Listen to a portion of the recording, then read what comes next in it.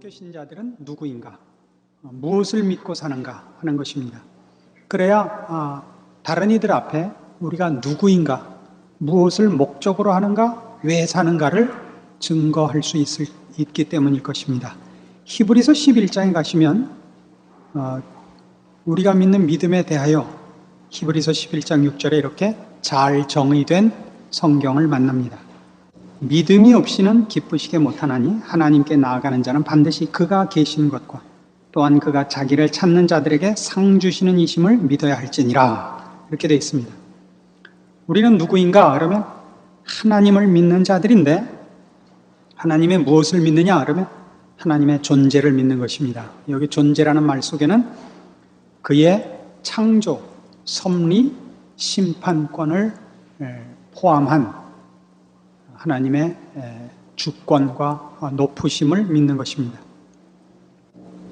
그러나 우리의 믿음은 이 하나님의 존재와 하나님의 어떤 권세, 이런 것과 함께 좀 더 근본적인 믿음이 필요합니다. 그건 뭐냐면 요한복음 14장 6절에 나오는 바와 같은,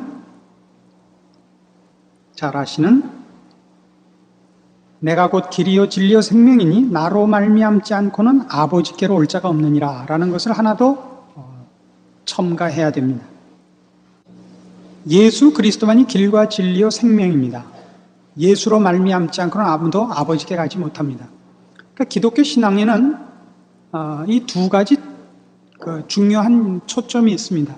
궁극적으로는 하늘 아버지 하나님을 향한 믿음입니다만은 그것이 예수 그리스도라는 관문을 통과하지 않고는 그리 갈 수 없습니다. 그래서 하나님에 관한 신앙이라고 얘기를 해도 예수 그리스도를 통하지 않았으면 가짜라, 이렇게 얘기를 할 수밖에 없습니다. 하나님은 초월자이시고 우리로서는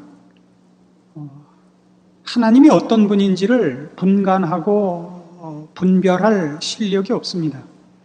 하나님의 모든 뜻과 성품과 일하심이 가시화되어 나타난 예수 그리스도를 근거로 하고 문으로 삼지 않는 이상 나머지 다른 문과 다른 길은 없다는 것을 우리는 인정합니다. 그것은 왜냐하면 우리가 죄인이 되어서 죽은 자이기 때문입니다.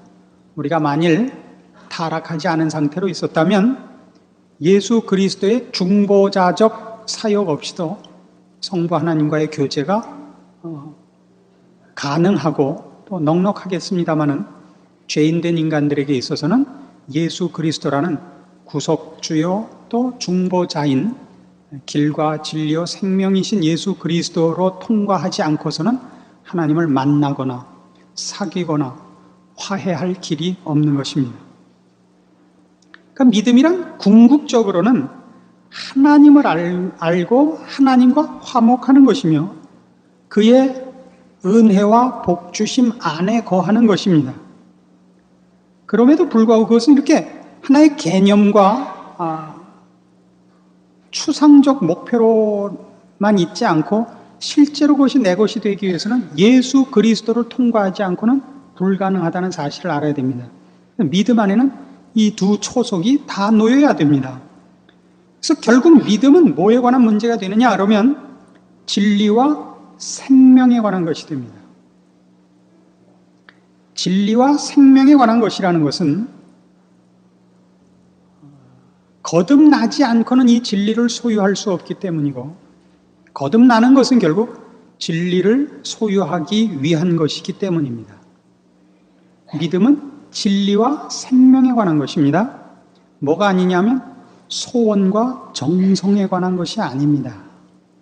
그래서 예수 그리스도가 배제되고 하나님이 논의되는 데를 가보면 그 하나님은 인격적 존재가 아니라 관념의 한 상징인 것을 봅니다. 선이요, 덕이요, 이상인 것을 봅니다. 깨우침에 불과하다고요. 그 하나님은 심판하는 하나님이 아닙니다. 그 하나님은 사랑하는 하나님도 아닙니다. 즉 역사하지 않는 하나님입니다. 관념이 이상이 목표이기 때문에 그렇습니다. 그래서 그 이상과 개념 앞에서는 인간이 죄를 지을 것도 없고 도움을 구할 것도 없죠. 그렇지 않습니까?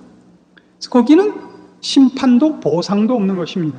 그래서 우리가 아까 히브리서 11장 6절에서 본 바와 같이 아버지께 나아가는 자는 그가 계신 것과 그가 상 주시는 이심을 믿어야 한다는 말 속에는 역사하시는 하나님, 그 하나님의 유일하신 권위가 포함되어 있는 것을 이제 알게 될 겁니다. 그래서 우리는 하나님 앞에서의 죄인이었고 하나님 앞에 우리가 심판을 받을 자였다는 것을 잊지 않아야 되고, 하나님께서 그 심판을 면할 길을 그리고 복 주시기를 기뻐하사 구원을 베푸셨다는 것을 알아야 됩니다. 이것들이 배제되고 선인이 거룩인 일을 논하는 것은 기독교가 아닌 것입니다. 그래서 이게 무슨 문제와 연결이 되느냐 하면 결국 선으로 가고 의로 가고 하는 식으로 능력으로 가고 업적으로 가는 것이 믿음의 핵심이 될 위험성이 있다는 것을 늘 조심해야 됩니다. 하나님이 누구신가? 하나님이 무엇을 원하시는가를 떠나서 믿음이라는 것이 도를 깨닫는 것, 혹은 내가 가진 어떤 소원을 이루는 것, 정열과 능력을 배가시키는 것, 당위성과 우리 마음의 어떤 선한 의지들을 격발시키는 것, 이 위험에서 벗어나야 하는 것이 기독교인들이 조심해야 되는 신앙관인 것입니다. 그래서 능력과 의욕일 때는 자꾸 뭐라고 요구를 하느냐 하면 자랑할 일거리를 달라 그러게 돼요. 내가 가진 주를 향한 거룩한 욕심과 주의 영광을 드러낼 힘이 있으니 나한테 그것을 나타낼 어떤 사건을 달라 그러게 된다고요, 자꾸만. 근데 이것이 진리와 생명에 관한 것이라면 존재에 관한, 인격과 성품에 관한 문제가 되는 것입니다. 싸움거리가. 알아들으신다. 양심이 찔려서 고개를 숙이고 계신다. 우리의 모든 기도의 약점은 믿음의 기초가 잘못되어 있기 때문에 달래는 것인데, 그 달라는 것이 다 뭐냐면 한번 보란 듯이 젤 건수를 달래는 거예요. 그 건수와 그 건수에서 제일 힘을 달래는 거예요. 그렇죠? 그래서 그동안 제자 훈련이라는 것이 너무나 많이 이런 일종의 능력을 과시하며 주를 향하여 가진 내 열심이 나타나는 것으로 제자 훈련이 이렇게 그 동기를 갖고 있고, 또 사람들에게 그것으로 격려한 것은 있을 수 있는 일이요, 또 그 일을 맡아야 하는 사람이 있음에도 불구하고 그건 일반 법칙은 아닌 것입니다. 그건 믿음의 핵심이 조금 옮겨져 간 것으로 보여집니다. 믿음은 그런 것이 아닙니다. 우리가 믿는 것은 진리와 생명에 관한 것이라서 인생의 목표와 삶의 원리와 자세에 영향을 주는 것입니다. 지금 우리가 갖고 있는 신앙들에 있어서 최고의 약점은 그것이 자꾸 경쟁적이고 자기 증명적인 신앙생활을 하라 그러는데 문제가 있습니다. 누구는 재주가 10개 있고, 누구는 재주가 5개 있고, 누구는 재주가 1개밖에 없을 수 있습니다. 근데 10개와 5개를 놓고 비교를 하는 식으로 신앙을 권면하면 안 됩니다. 그가 무엇을 위해서 사는지, 어떻게 사는지가 중요한 것이지 10개 가졌냐 5개 가졌냐를 자꾸 비교하기 시작을 하니까 우린 더 많이 주십시오 밖에는 기도할 것도 욕심낼 것도 없게 된 것입니다. 그리고 더 많이 주지 않고 더 많이 나타날 기회가 주어지지 않은 것을 한탄하고, 그렇게 할 수 없으면 다 죄 지은 자 같이, 자기는 뽑히지 못한 사람 같이, 축구 선수들은 가서 축구하고 있는데 텔레비나 보고 있어야 되는 사람 같이 그렇게 생각을 하게 된 거예요. 우리는 과시용으로 뽑히지 않았습니다. 우리가 10개를 가졌느냐 5개를 가졌느냐 하나를 가졌느냐가 문제가 아니라 그 가진 것으로, 가진 것은 다른 것도 아니에요. 능력에 관한 것이 아니라 존재란 말이에요. 나의 존재, 나의 삶을 어디를 방향 잡고 어떤 자세와 원리로 살아갈 것이냐인 것입니다. 그것이 우리의 증인된 최고의 책임이요, 더 이상 값진 것이 없는 사명입니다. 여러분은 더 가진 사람을 부러워할 필요가 없고, 더 많이 사람들 입에 오르내리는 사람들을 인해서 시험받을 필요도 없습니다. 언젠가 한번 오래전입니다마는 대학생들을 가르칠 때 그 교회 대학생들에게 영향을 주는 대학을 졸업하고 과학원의 석사 과정을 다니고 있는 선배가 그 교회에 있었는데 대단한 영향을 미치고 있었습니다. 우수하고 똑똑한 사람으로. 얼마 있지 않아서 소문이 나기를 과학원에 다닌다는 그 사람이 가짜라 하는 소문이 들리기 시작을 했어요.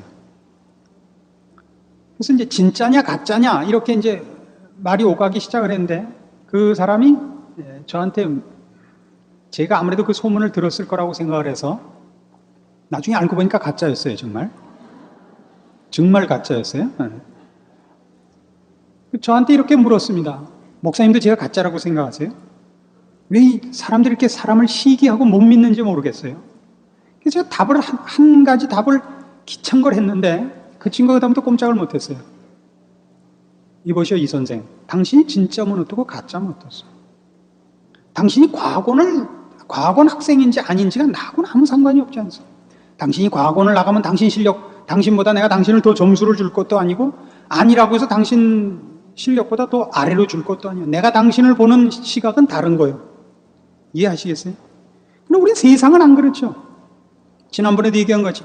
우리 구역장은 2대 영문과 나왔다 이게. 그건 2대 영문과 나온 거하고 구역장 하는 거하고는 아무 상관이 없어요. 왜냐면 우리 교재는 영어가 나오질 않아요. 우리한테 그게 기왕이면 2대 영문과 한 게 낫지 않냐고 생각하는 거를 뽑아야 돼요.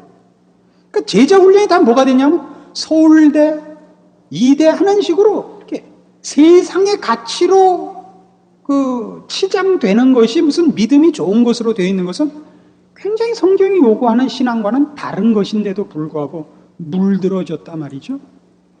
엘리트화되는 것, 전문화되는 것은 성경이 요구하고 있는 것이 아닙니다.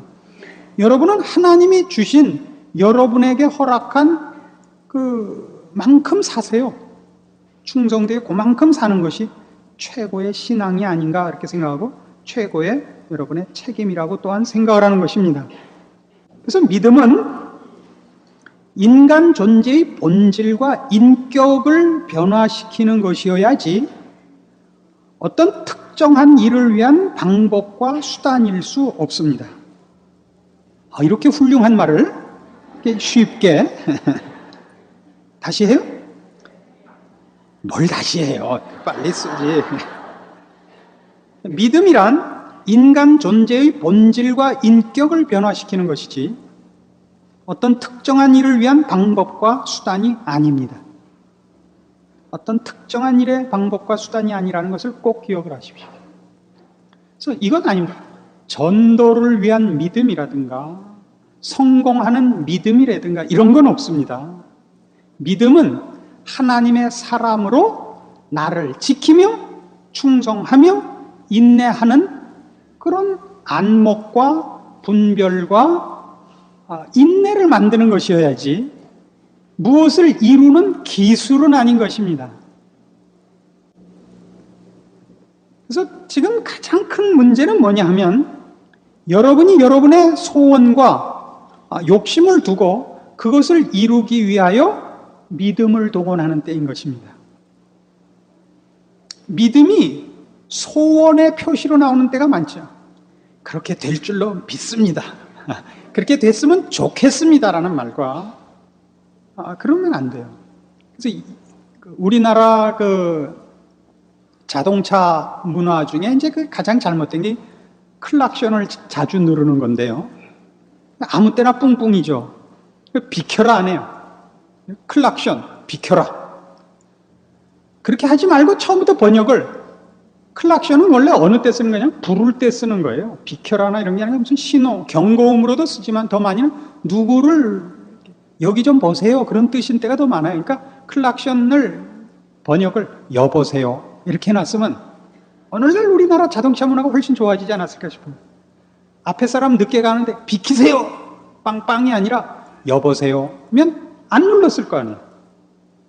늦게 가는 사람 뒤에서 여보세요 그러진 않을 거 아니에요. 그러니까 우리 지금 믿음이 어떻게 되냐 그런 식으로 돼 있어요. 믿음은 뭐냐 하면 소원하는 것을 가지는 방법이 됐어요. 내 소원을 이루는 방법, 비장의 무기. 그 하나님 앞에 나와서 하나님 앞에 하나님의 뜻과 반대되는 내 소원을 주장하면서 하나님 앞에 나는 이걸 믿는다는 거예요. 이런 땡깡을 보신 적이 있습니까? 그리고 안 되면 뭐라 그래요? 땡깡이 부족했다는 거죠. 믿음이 부족했다는 거예요. 그때 말하는 믿음은 땡깡이죠. 그래서 또 가서 보채요. 언제까지 보채요? 될 때까지 보채는데 되질 않으니까 그 참 큰 문제 중에 하나죠. 그런 걸 믿음이라 그러지 않습니다. 그래서 우리 처음 시작한 바와 같이 신자란 누구인가? 무엇을 믿고 사는가? 라고 할 때 신자란 결국 하나님 앞에서 사는 자입니다. 하나님 앞에서, 다시 말해서 그것은 진리와 생명에 관한 것입니다. 그랬죠? 진리와 생명에 관한 것이고 하나님 앞에서 산다고 얘기할 때는 이 진리와 생명을 거룩한 자라고 합니다. 하나님께 속한 자란 뜻입니다. 그래서 신자의 삶을 규정하는 믿음의 내용을 이제 조금 더 세분할 필요가 있습니다. 믿음은 진리와 생명에 관한 것이요, 진리와 생명에 관한 것은 하나님께 속한 것이며, 그런 의미에서 진리와 생명은 다 하나로 묶어서 거룩한 것이라 이렇게 얘기할 수도 있습니다. 하나님께 속한 것이요, 하나님 앞에서 사는 것이 신자의 그 위치이기 때문입니다. 근데 그것을 하나님 앞에서 산다는 것을 좀 더 현실적이고 실천적인 차원에서 우리가 좀 세분화시켜서 그 믿음의 내용을 좀 살펴볼 필요가 있습니다. 첫 번째는 이겁니다. 신자의 삶을 규정하는 믿음의 내용 첫 번째, 죄인된 인간과 세상에 대한 분별입니다. 진리 속에는 진리와 생명이라는 것은 하나님께 속한 것이야 하나님과 화목하는 것이지만 동시에 세상과 결별하는 것입니다. 죄인된 우리와 죄악이 관영하는 세상을 올바로 아는 것이 이 믿음의 주된 내용이어야 됩니다. 첫 번째 내용이어야 됩니다. 죄인과 세상에 대한 올바른 지식입니다. 에베소서 4장으로 가보십시다. 그러므로 내가 이것을 말하며 주 안에서 증거하노니 이제부터는 이방인이 그 마음에 허망한 것으로 행함같이 너희는 행하지 말라.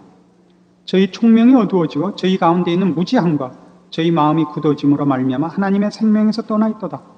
저희가 감각 없는 자 되어 자신을 방탕에 방임하여 모든 더러운 것을 욕심으로 행한다 그럽니다. 이것이 죄인된 인간의 모습이요, 죄로 주도되는 세상의 모습입니다. 이걸 아는 것이 믿음의 큰 부분이라는 걸 알아야 됩니다. 우선 죄인된 인간과 세상의 첫 번째 큰 그 특징은 허망하다는 것입니다. 허망하다는 게 뭐죠? 올바른 목표와 그 보람 있는 목적이 없다는 것이죠. 허망합니다. 관역이 없습니다. 관역이 없는 것에 총을 쏘는 것과 같습니다. 그러니까 뭐가 좋죠? 잘못 쐈다는 증거도 없죠. 초점이 있어야, 관역이 있어야 맞았다 안 맞았다가 있죠. 왜 모든 종교 중에서 기독교만 이렇게 배타적이고 편협하죠? 우리가 진리를 가졌기 때문입니다. 정답이 있을 때만 오답이 증명이 됩니다. 맞는다는 것이 있어야 틀린다는 것이 증명이 되는데, 맞는 게 없으면, 즉 관역이 없으면 어디다 쏘든지 틀렸다는 말을 할 수가 없죠. 그래서 세상을 이렇게 보면 제일 웃기는 게 뭐냐 하면 모든 것에다가 가치를 부여하기 시작했다는 사실입니다. 여자가 집안을 돌보지 않고 남편과 자식을 차 버리고 뛰쳐나가면 옛날에 무슨이라 그랬어요. 근데 요새는 용기 있는 여성 인권주의자, 이런 말을 하는 게 이게 허망한 거예요. 여성 인권이라는 것이 뭐예요? 그래서 여자가 못난 것이 아니라는 게 증명되어 갖고, 그래서 아까 그런 과학원 학생이면 어떻고 아니면 어때요? 이해하시죠? 구역장이 이대 영문관이 아니냐가 도대체 무슨 문제냐고요. 하나님 앞에서 살아야 하는 우리들에게 있어서 여성 인권 운동가가 그래서 나중에 하나님 앞에 여성 인권을 위해서 일하다 왔다 그러면 하나님 뭐라 그러실 거예요? 그래서 천국에서도 여성 운동가로 살아요. 훌륭하실 거예요. 허망해요. 참 허망해요.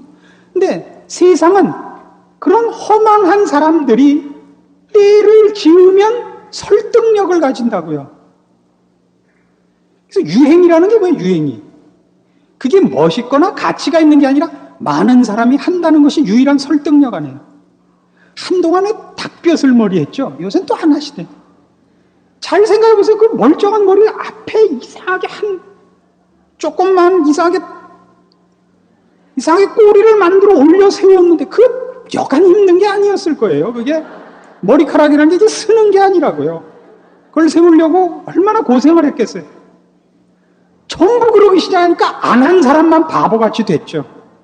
그걸 안 하고 다니는 게 센 거지, 그걸 하고 다니는 게 센 게 아닙니다. 안 그래요? 허망하다고요. 이거 우리 다 아는 거예요. 근데 왜 못 지키죠? 그게 믿음이 없는 거예요. 그게 믿음이 없는 거예요. 허망하고 총명이 어두워 무지합니다. 뭐가 옳은지 뭐가 그른지 모릅니다. 생명이 없고 감각이 없어 방탕합니다. 방탕하다는 것은 성경에서는 언제나 허송세월하는 것을 말합니다. 무엇을 향하여 쌓아가고 연결해 가는 것이 없는 생활을 방탕하다라는 것입니다. 그리고 그 생활이 더럽습니다. 세상에 대한 우리의 조명입니다. 우리가 알고 있고 분별하는 믿음의 한 내용들입니다. 그래서 우리는 세상에 절하지 않습니다. 디모데후서 3장에 가면 이런 식의 표현도 나옵니다. 디모데후서 3장 2절, 사람들은 자기를 사랑하며 돈을 사랑하며 자긍하며 교만하며 회방하며 부모를 거역하며 감사치 아니하며 거룩하지 아니하며 무정하며 원통함을 풀지 아니하며 참소하며 절제하지 못하며 사나우며 선한 것을 좋아 아니하며 배반하여 팔며 조급하며 자고하며 쾌락을 사랑하기를 하나님 사랑하는 것보다 더하며 경건의 모양은 있으나 경건의 능력은 부인하는 자라 그럽니다. 이기적이라 그럽니다. 이기적이고 조급하고 그리고 변덕스럽다고 얘기를 합니다. 우리가 알고 있는 죄의 진상입니다. 죄에 물든 인간의 진실된 모습입니다. 이것을 아는 것은 믿음을 가진 자만이 합니다. 하나님 앞에 서서 진리와 생명을 부여받은 새 생명을 가진 자만이 비로소 알고 이것을 비켜가며 여기서 벗어날 수 있습니다. 그러니까 제가 초점을 삼으려는 것은 이겁니다. 결국 신자란 누구냐? 그럼 죄를 피하고 의와 거룩을 목적하는 자. 이것이 땅끝까지 이른 증인의 모습이요. 모든 족속으로 제자를 삼아 보여줘야 할 우리의 진면목입니다. 그것은 활동적이고 사건적이기보다는 훨씬 존재론적이다. 인격적이라. 이렇게 말씀드리고 싶다 이겁니다. 그래서 믿음이 좋다는 것은 어떤 사건을 해결하고 어떤 목적을 이루는 방법이나 수단이나 기술이 아니고 성품적이고 전인적인 근본적인 변화를 받은 새 생명의 모습, 하나님 앞에 서 있는 자의 모습, 이것이더라 말입니다. 신자의 삶을 규정하는 믿음의 내용. 두 번째, 신자의 삶을 규정하는 믿음의 내용. 그 두 번째는 종말론적 신앙이라고 할 수 있습니다. 종말론적이라는 건 뭐냐 하면 생명이 진리 안에서 커가는 것을 말합니다. 신앙이라는 것은 어떤 의미에서는 이렇게 만들어진 어떤 물건들을 소유하는 것이 아니고 생명이 자라나서 어떤 완성의 단계로 가는 것을 신앙이라고 합니다. 그러니까 우리는 성경에서 겨자씨만한 믿음이라는 설명을 듣는데 그 겨자씨의 중요한 것은 작지만 생명이기 때문에 결국은 자라나서 큰 나무가 된다는 데 초점이 있습니다. 그러니까 신앙이라는 것은 기술도 아니요, 주문도 아니요, 이런 생명이 그 생명의 당연한 뭐예요? 하여튼 그 당연한 성장을 하는 거예요. 아, 이거 되게 어렵네. 우리의 신앙은 그리스도의 심판대 앞에서 평가받을 것입니다. 그런데 그것을 여기서가 아니고 저기서 할 것이라는 것 때문에 여기는 외면해도 좋다는 의미가 아니라 저기서 그때 심판받겨요. 지금 여기서 시작한다는 뜻입니다. 지금 여기서 시작한 것이 지금 여기서는 평가될 수 없는 것이라는 뜻입니다. 이 세상에서는 지금 우리가 여기서 하는 것을 여기서 평가받지 않아요. 여기는 죄악이 관영한 것이요, 하나님의 법이 평가를 받지 못하는 것입니다. 그러나 그때 거기서 받을 평가는 지금 여기서 시작하여 그때 심판받을 날까지 완성하고 키워나와야 하는 것이기 때문에 종말론적이라는 것은 지금 여기서 우리가 시작하는 생명이 진리 안에서 자라나는 일을 시작해야 되고 갖고 나가서 키워 마침내 그 앞에 섰을 때, 주 앞에 섰을 때 부끄럽지 않아야 된다는 의미에서 종말론적인 겁니다.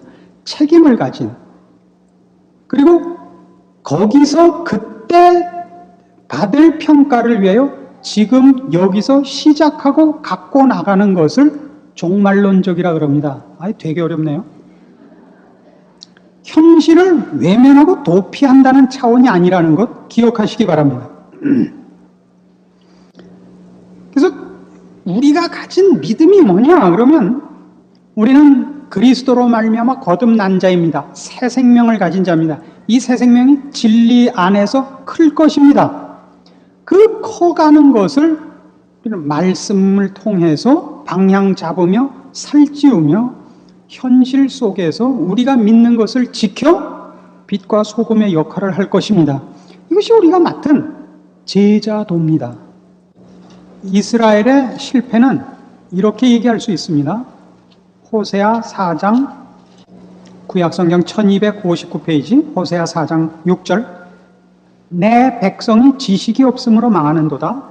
네가 지식을 버렸으니 나도 너를 버려 내 제사장이 되지 못하게 할 것이요, 네가 네 하나님의 율법을 잊었으니 나도 네 자녀들을 잊어버리리라. 지식이 없어서 망했다는 것은 정보에 관한 얘기가 아니라 하나님을 따르는 법을 거역한 것을 말하는 겁니다. 하나님이 어떻게 일하시는지, 무엇을 좋아하는지를 거스린 것이 지식이 없다가 되는 것입니다. 그래서 내가 네 하나님의 율법을 잊었다는 것은 결국 하나님의 뜻과 하나님의 기뻐하심을 거스리고 외면한 것을 표현하는 것입니다. 로마서 10장에서 보는 바와 같이 그 이스라엘 백성의 실패를 뭐라고 사도 바울도 지적하죠? 지식이 없는 열심이라고 그랬죠. 믿음에서 가장 크게 오해되는 건 언제나 그래요. 치성을 드리고 하나님의 뜻을 하는 일에 게으른 것입니다. 이것을 하나님이 좋아하시겠지라는 막연한 종교심을 가지고 정성과 열심을 바치는 것이 믿음이 아닙니다. 그가 아무리 열심과 자기 희생과 그리고 고귀한 이상을 가지고 있다 할지라도 하나님 요구하는 걸 하지 않는다면, 하나님의 뜻과 상관이 없다면 그건 망하는 것입니다. 그러므로 믿음은 하나님을 알고 그 뜻을 순종하여 우리가 진리와 생명 안에 있는 법입니다. 믿음은 하나님을 알고 그 뜻을 순종하여 우리가 진리와 생명 안에 있는 법이 믿음입니다. 말이 좀 묘하지만 제가 생각 많이 해서 만든 문장이에요. 이것이 믿음입니다. 기도하십시다.